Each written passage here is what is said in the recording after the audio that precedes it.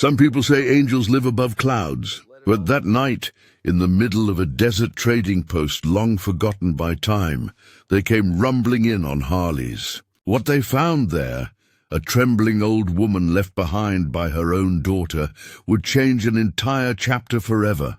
Before we start this story, tell us, where in the world are you watching from? Also, please subscribe to the channel. It will help us to bring you more inspiring stories every day. The trading post at Dry Creek was little more than sun-bleached wood and memory. Its faded sign hung crooked, creaking whenever the desert wind sighed. Midday light cut through the dust, painting everything gold. On the bench outside, an elderly woman sat alone. Edith Lane, 71 years old, hands clasped around a frayed handbag. Her daughter's SUV had vanished 10 minutes ago, trailing dust down the highway. The woman hadn't moved since. Inside, 2 tourists filled up on bottled water, pretending not to notice her. The store owner, Rick Harper, looked out once, frowned, then went back to stacking cigarettes. Edith's eyes stayed on the horizon, watching for a miracle that wasn't coming. She whispered softly, she said it was just a stop, just for gas, but she knew better. Her daughter's tone had been final. She looked at the phone in her lap, no calls, no messages, just silence, the kind that seeps into bones. When the first sound of engines rolled over the ridge, she thought it was thunder. It wasn't. 6 black bikes tore across the desert highway, dust spiraling in their wake.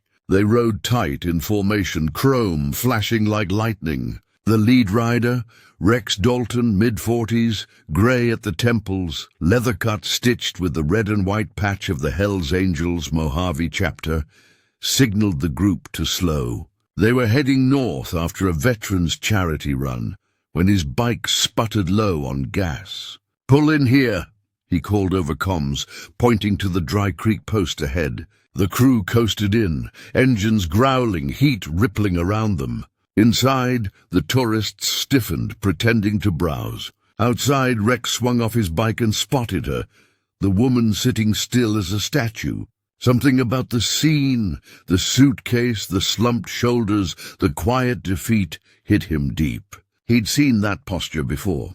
His own mother, the night his father walked out.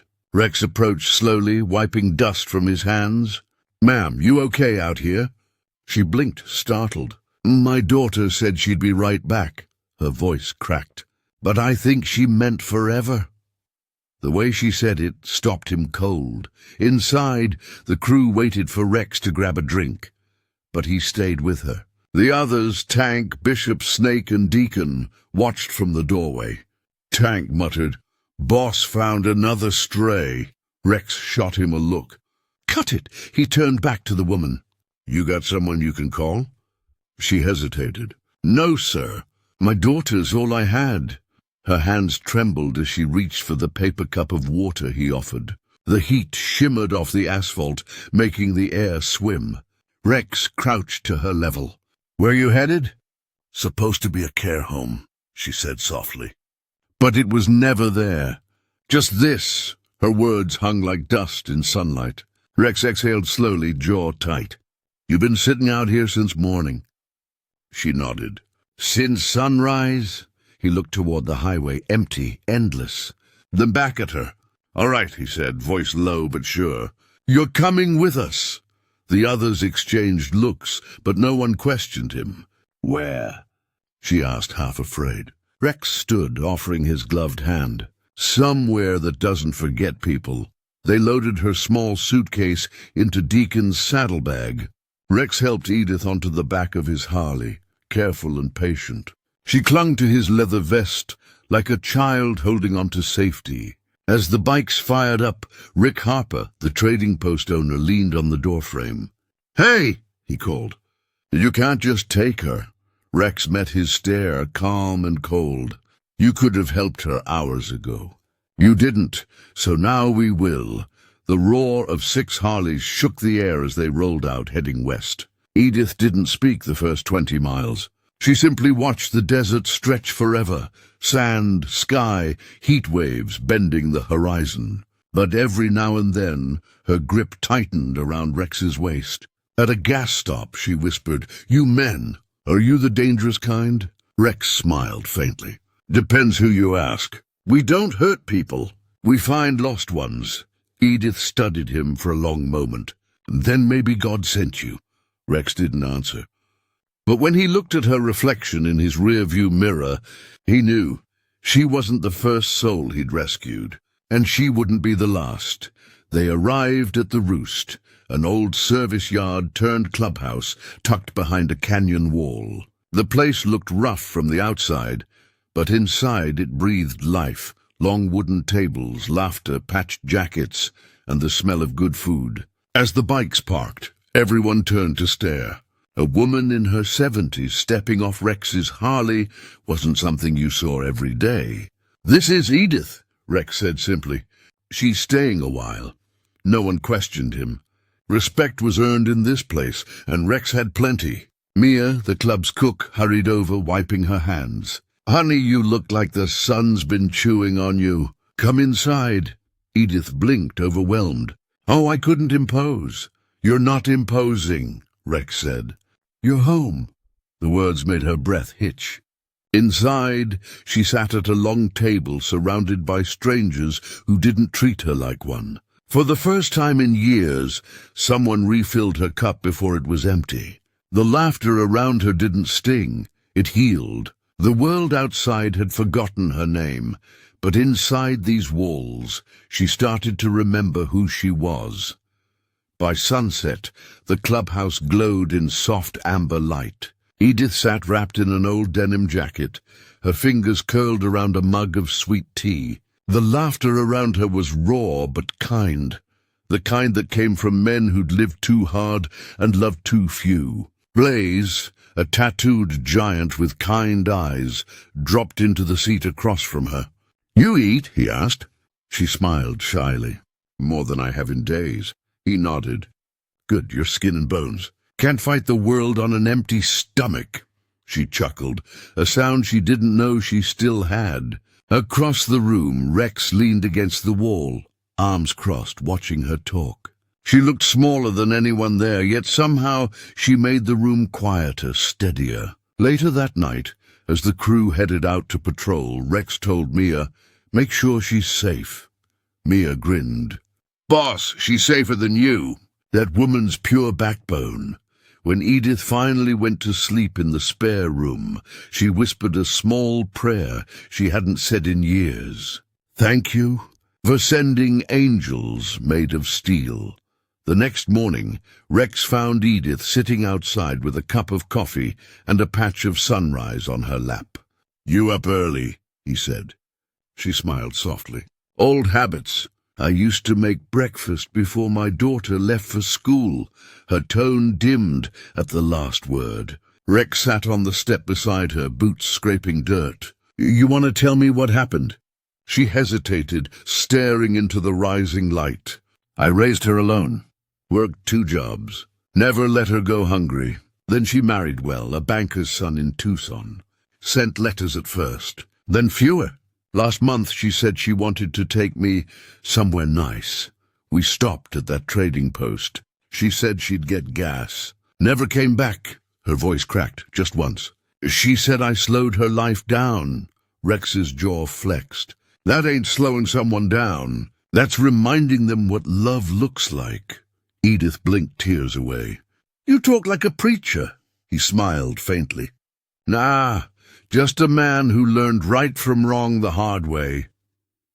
Later that day, the clubhouse doors opened to a group of local kids, orphans from a community shelter the Angels supported. Blaze and Tank hauled out boxes of donated shoes and helmets, while Mia handed out sandwiches. Edith watched quietly from the porch. When one of the girls dropped her plate, she hurried over, kneeling to help. "It's all right, sweetheart," Edith said gently. "Happens to the best of us." The girl, maybe 9, blinked up at her. "You talk like my grandma used to." "Maybe I am a little like her," Edith smiled. For the next hour, she helped Mia organize the kids, teaching them how to fold napkins, pouring juice, listening to their chatter. Rex watched from across the yard. You gave her purpose, Mia whispered beside him. Nah, he said. She gave it back to us. When the kids left, one of them slipped a drawing into Edith's hand, a stick-figure woman with angel wings and a motorcycle. Scrawled underneath were 3 words in bright crayon. You saved me. She held it to her heart, tears welling, but soft this time, grateful ones. A week passed and word began to spread. Someone had filmed the hellsangels helping an elderly woman at the trading post. The video went viral. Reporters started calling. You're trending, boss, Tank said, holding up his phone. Rex groaned. We don't trend. We ride. But Edith's story touched people everywhere. Abandoned mother rescued by motorcycle club. She became a symbol, a reminder that kindness wasn't dead. When the first reporter showed up at the gate, Rex stepped outside, shielding her from the cameras. She don't need headlines, he said firmly. She needs peace. Inside, Edith watched through the blinds. You can't stop them forever, she murmured. I don't have to, Rex replied. They'll move on. They always do. But one visitor didn't look like a reporter. A silver SUV pulled up the next afternoon. The woman who stepped out wore heels, designer sunglasses, and guilt like perfume. Edith's cup trembled in her hands. That's her, she whispered. My daughter. The air thickened. Rex looked from mother to road and back again. You want me to send her away? He asked quietly. Edith shook her head. No, I need to see what love looks like when it forgets itself. Her daughter, Rachel, approached the gate hesitantly. The roar of bikes nearby made her flinch. Mom, she said, forcing a smile. You look... Well, Edith didn't stand. Do I? The question landed sharp, but calm. Rachel swallowed. I saw the news. People are saying awful things. That I abandoned you. You have to tell them it's not true. Rex, standing behind Edith, crossed his arms. Is it not? Rachel's cheeks flushed. You don't understand. She didn't want to move in with us. She'd hate the city. This was for her own good. Edith rose slowly, her frail frame steady. You left me with strangers in the middle of nowhere, Rachel. What part of that was good? Rachel's mask cracked. I was trying to build a life. You built it on top of me, Edith said quietly. But I'm done holding it up. The silence that followed was louder than any engine. Rachel's voice wavered. Mum, please don't ruin me. Edith looked at Rex, then back at her daughter. You did that yourself. She turned away. I've already been found. Rachel stood there, stunned, as the bikers began to gather behind Edith. Silent, steady, a wall of leather and loyalty. You think these men are your family? Rachel snapped, her voice breaking. Edith turned to her, calm as stone. No, they're not my family. They're my proof that family doesn't leave you on a bench. Rex didn't move, but his stare told Rachel this wasn't her place anymore. You should go, he said quietly. Rachel's face crumpled. She's my mother. Blaze stepped forward, voice low but firm. Then act like it. Rachel looked around, outnumbered not by strength but by truth. The silence cut deep.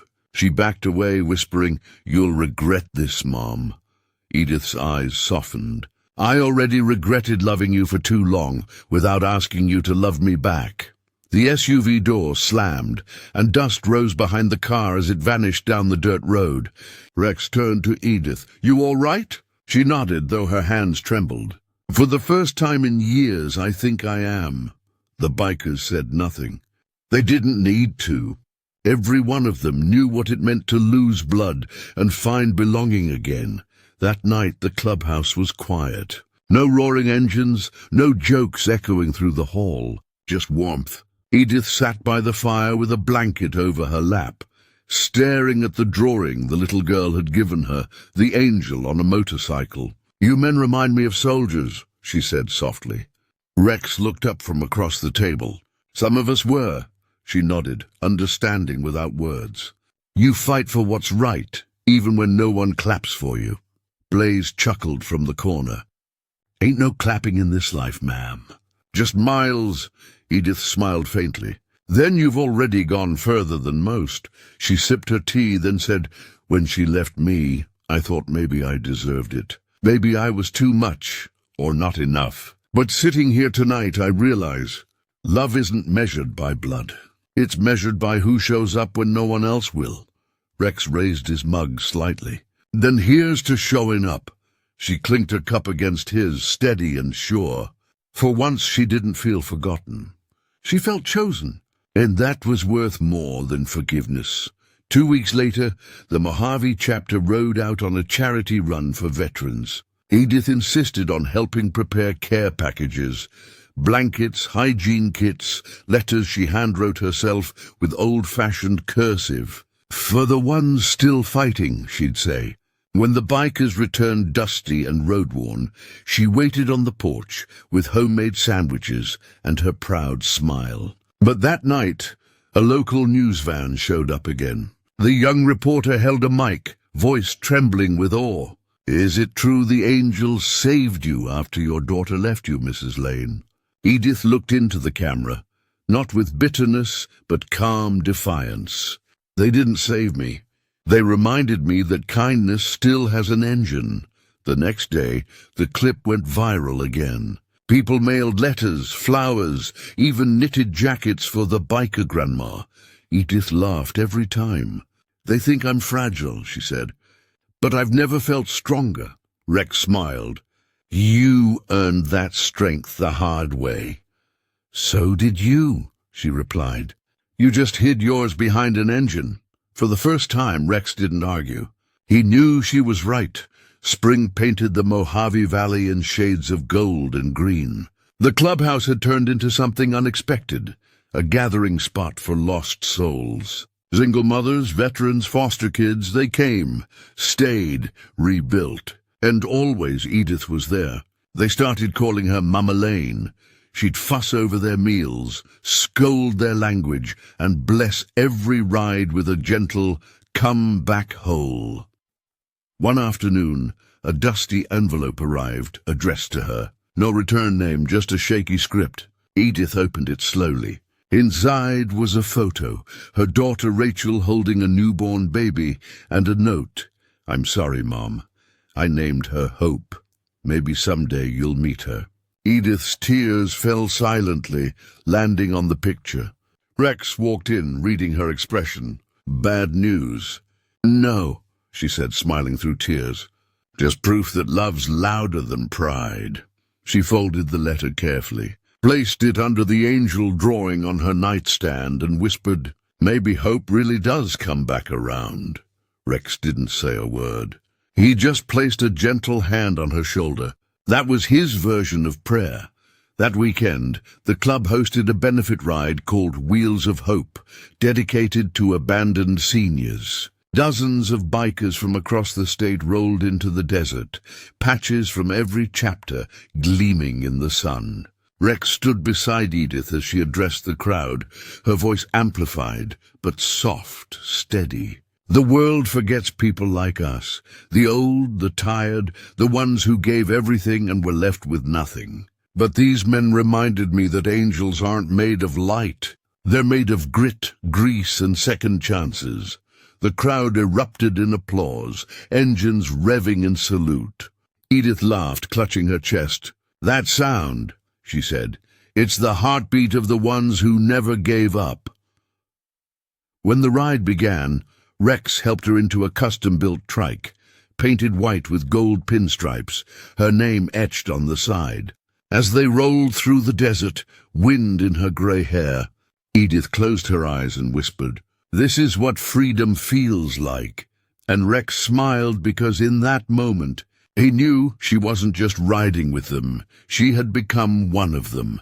The roar of the convoy carried across the desert like thunder made of steel. Dozens of riders followed behind Edith's trike, her hair streaming in the warm wind, her laughter blending with the engines. Cameras followed, but she didn't care about the headlines anymore.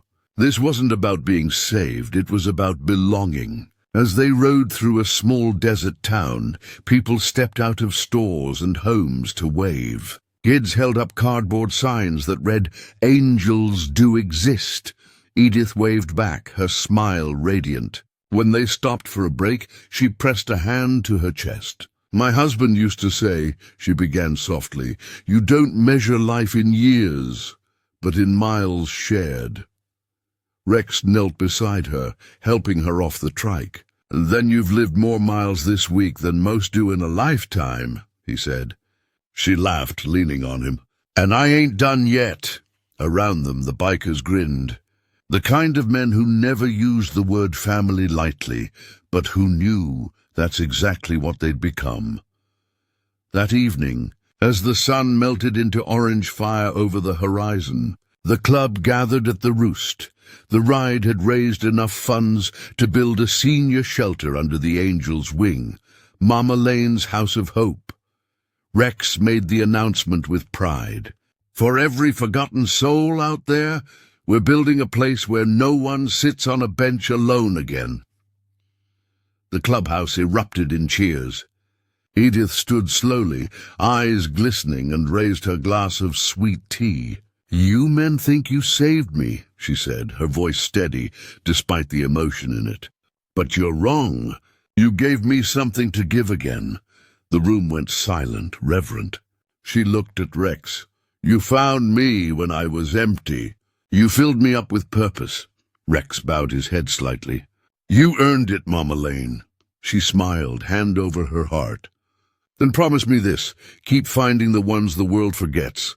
"There's more of me out there," Blaze rumbled. "You got it, Mama." The roar of agreement filled the hall, like thunder made of gratitude. Weeks passed, and the project broke ground just beyond the canyon. The men poured concrete, welded beams, and painted signs, while Edith supervised from her lawn chair, giving orders like a general. "That beam's crooked, Deacon," she'd shout, and the whole crew would laugh and fix it. Every evening, she'd cook stew for the workers and tell stories from her youth of dusty farm roads, jukebox nights, and the first time she'd ever ridden pillion behind her husband on a borrowed Indian Scout. "He said the road don't care who you are. It just tests if you can hang on," she'd recall. Rex would nod quietly. He was right.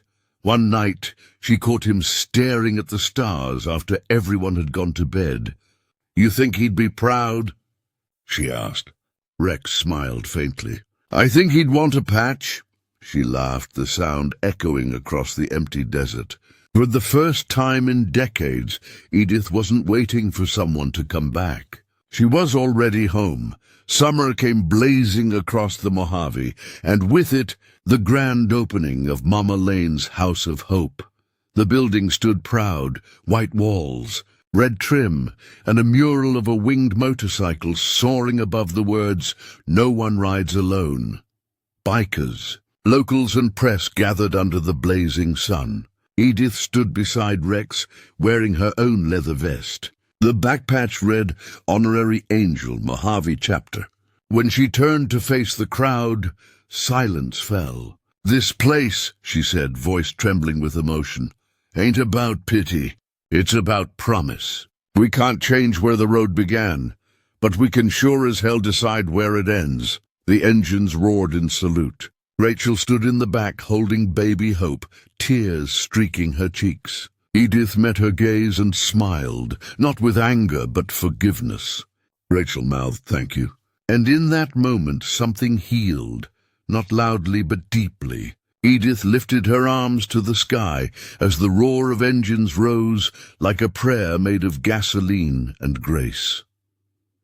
That night, the desert was quiet again. The clubhouse lights dimmed, and the only sound was the steady chirp of crickets and the faint hum of cooling engines. Edith sat alone on the porch, wrapped in her vest, the stars burning fierce above her. Rex joined her, 2 mugs of tea in hand. "You ever think about the bench?" he asked. She smiled. "Every day. But now, when I remember it, I don't feel pain. I feel the moment before you found me, The pause before a life starts over. He nodded. We all get left behind at some point. You just taught us what to do next. She chuckled softly. You ride on. They sat together until dawn painted the desert gold. And when the first engines of the morning growled to life, Rex whispered, Ready, Mama Lane? Edith grinned, pulling on her helmet. Always. The bikes thundered away, and the camera panned wide, an endless horizon, sunlight breaking, the sound of engines fading into forever. If this story moved you, share it. Somewhere out there, someone's still waiting on their own miracle. And sometimes that miracle doesn't come from heaven.